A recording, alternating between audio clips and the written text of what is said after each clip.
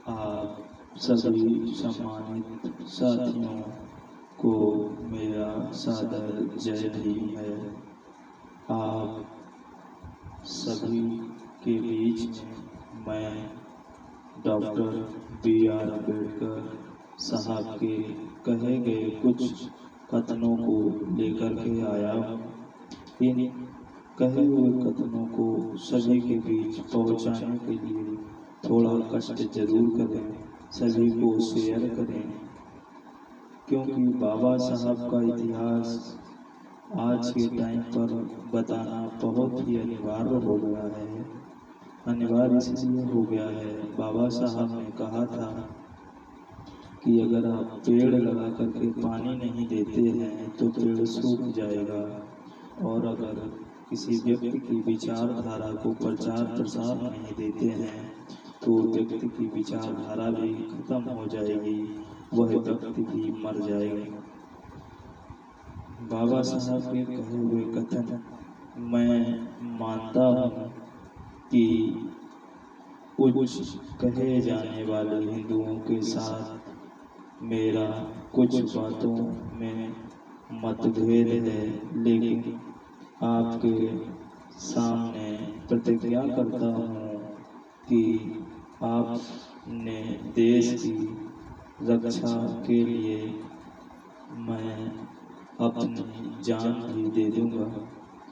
मैं दलितों के राजनीतिक शूद्रत्व को दूर तो करूंगा ही, परंतु इसके पश्चात साथ ही रक्त की अंतिम बूंद तक संघर्ष करते हुए उनमें आत्मसम्मान का एहसास पैदा करा दूंगा और भविष्य में हिंदुओं के सामाजिक, राजनीतिक और आर्थिक वर्चस्व को चलने नहीं दूंगा।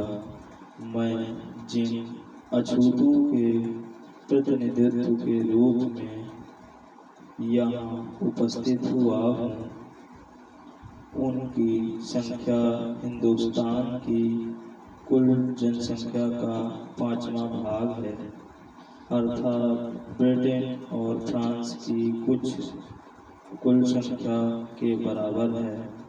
ऐसे भारत की कुल संख्या के 1/5वां भाग के लोगों के प्रतिनिधित्व की हैसियत से मैं यहाँ आया हूँ, जिनकी दशा गुलामों से भी बदतर है और घृणित और पशुवत जीवन यापन कर रहे हैं। गुलामों कोई मालिक उनको छूते थे, परंतु हमें छूना भी पाप समझा जाता है। वह सदियों से शोषित हैं और अपेक्षित होता आ रहा है। सरकारें बदलती, राज्य बदले, परंतु दलितों का भाग बद से बदतर ही होता चला गया। ब्रिटिश राज से पहले अस्पृश्यता के कारण हम घृणित अवस्था में थे। ब्रिटिश सरकार ने हमारी हालात सुधारने के लिए क्या कुछ किया। पहले हम गांव के कुएं से पानी भर नहीं सकते थे, आज भी वही स्थिति है। क्या ब्रिटिश सरकार ने हमें वह अधिकार दिलाया? ब्रिटिश राज्य से पूर्व हम मंदिरों में नहीं जा सकते थे और आज भी मंदिर के द्वार हमारे लिए बंद हैं। फिर ब्रिटिश सरकार ने अछूतों के अधिकार के लिए क्या किया है। पहले हमें पुलिस विभाग में भर्ती नहीं किया जाता था, क्या अब ब्रिटिश सरकार हमें पुलिस में भर्ती करती है। पहले भी हम सैनिक सेवा में भर्ती नहीं किया जाता था, क्या अब सेना में सेवा करने का मौका दिया जाता है। मैं स्पर्श जाति में जन्मा, इसमें मेरा कोई अपराध नहीं था, क्योंकि यह किसी के बस की बात नहीं होती है, परंतु यह मेरे हाथों में है कि मैं किसी धर्म में रहकर मरूं।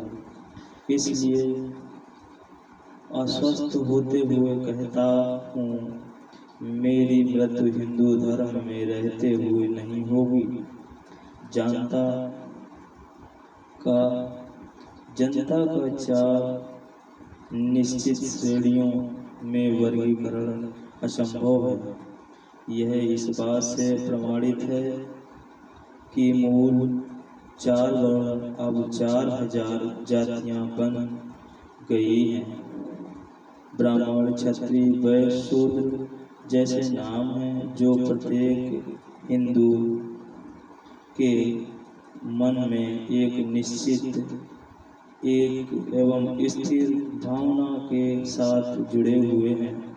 जब तक ये नाम प्रचलित रहेंगे, हिंदू इस जनमूलक उच्च नीच को मानते और उनके अनुसार आचरण करते रहेंगे। कोई भी व्यक्ति एक दूसरे के समान नहीं, अर्थात किन्हीं भी 2 व्यक्तियों को एक श्रेणी में नहीं रखा जा सकता, क्योंकि व्यक्तियों के स्वभाव गुण सदैव अस्थिर और परिवर्तनशील होते हैं। कांग्रेस का सदस्य होने के लिए मैं अपनी खादी की शर्ट डाली, वैसे एक शर्त अस्पृश्यता निर्मूलन के संबंध में आप डाल सकते थे।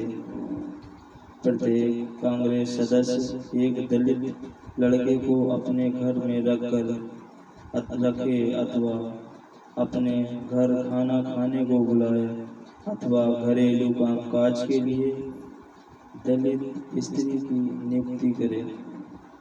इनमें से एक भी शर्तों को जो पूरा करेगा उसे ही कांग्रेस टिकट देगी। ऐसी शर्तें डाली जा सकती हैं।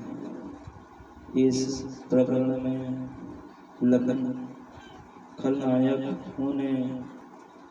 होना मेरा भाग में बधा है, परंतु जिसे मैं कर्तव्य मानता हूँ उसे मैं विचलित नहीं होऊंगा। मैं अपने लोगों के न्यायोचित हितों के प्रति विश्वासघात नहीं करूंगा। फिर भी भले ही आप